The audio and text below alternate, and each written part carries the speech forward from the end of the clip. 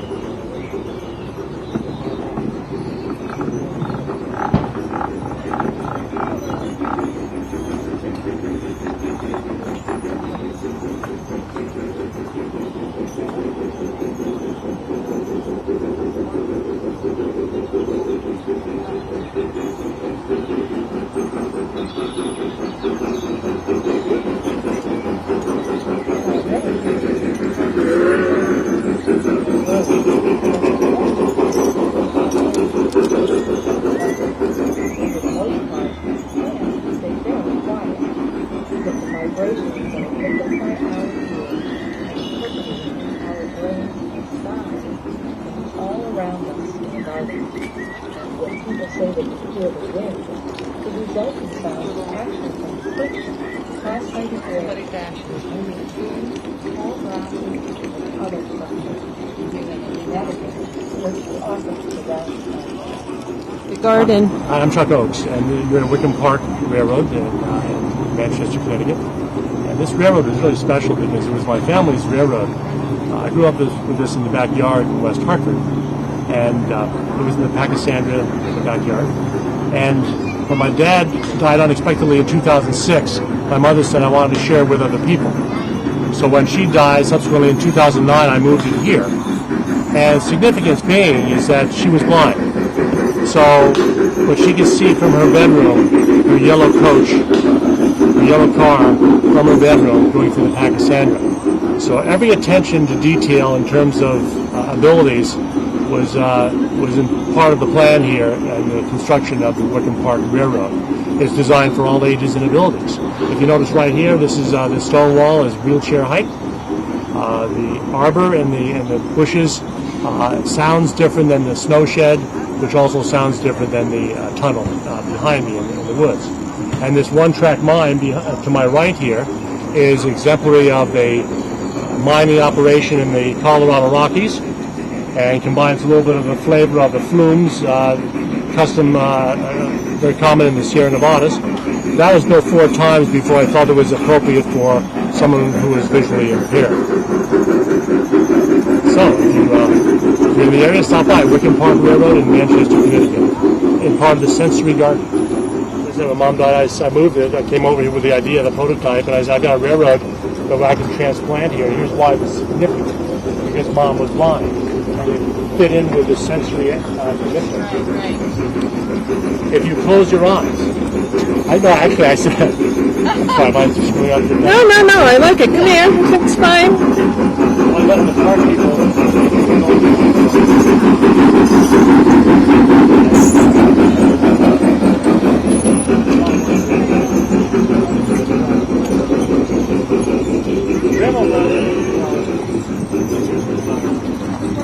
I said we have to have it justify its space. I'm always looking for volunteers here at the Wickham Park Railroad. So if you know of someone who might be interested to have some time on their hands, who's willing to run a railroad a couple times a week, a couple hours a week, give us a call, 860-644-1128. Again, that's Chuck Oakes, 644-1128. You can also email me at chuck@chuckoakes.com. Hope to hear from you. What would they have to do, these volunteers, or what would you like to see them do? Running the railroad is a pretty simple task. After all, I do it.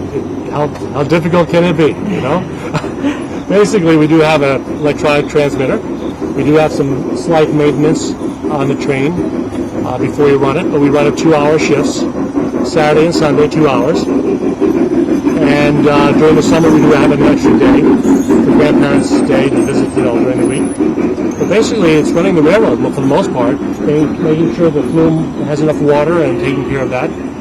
During the week, we do some project or specific maintenance, like some cement work. If you're interested in the creative aspect of things, like the cementing or building of the infrastructure like that, or maintaining the tracks here, the rails, that takes a little bit more effort and time. And we do that on special occasions. And what seasons are is the train running? Basically, whenever the park is open, which is basically essentially May through October. Okay. All right. If I got that right, and as long as weather permitting, now if it's too hot and there are no visitors here, then there's no point. Okay. So I mean, if it's raining, obviously we don't do it, or a thunderstorm or tornado or that sort of thing. So you have to get it ready to shut it down pretty soon, huh? Well, we run 3 to 5, so whatever time it is now. So No, I mean for the season. for the season, Yeah. late October. We like to run as long as we can. And it will run in the snow, by the way. Oh yeah. We stop it simply because of the park is closed at the end of okay. October. But actually, this hobby is international, and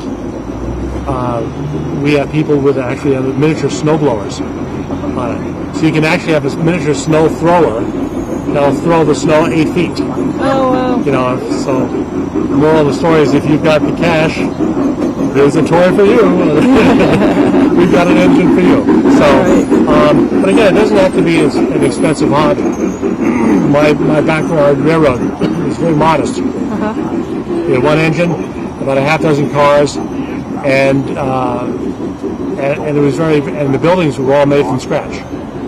So we didn't spend a lot of money. And I belong to a club called the Connecticut G-Scalers Association. Connecticut G-Scalers. So every month we go to a different layout around the state. And so that's another opportunity for people to get acquainted with other hobbyists. Whether or not you have your own layout, if you enjoy this type of model railroading, you can connect with Connecticut G-Scalers. Or call me. I'll tell you more about it.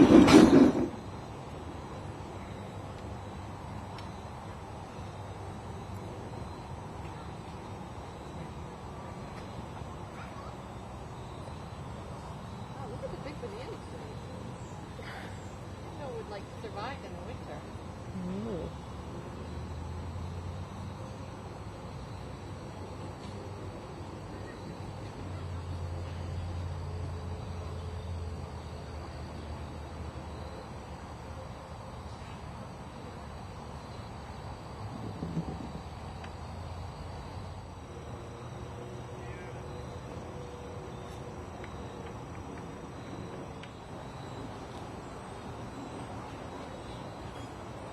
Would be a nice place to go.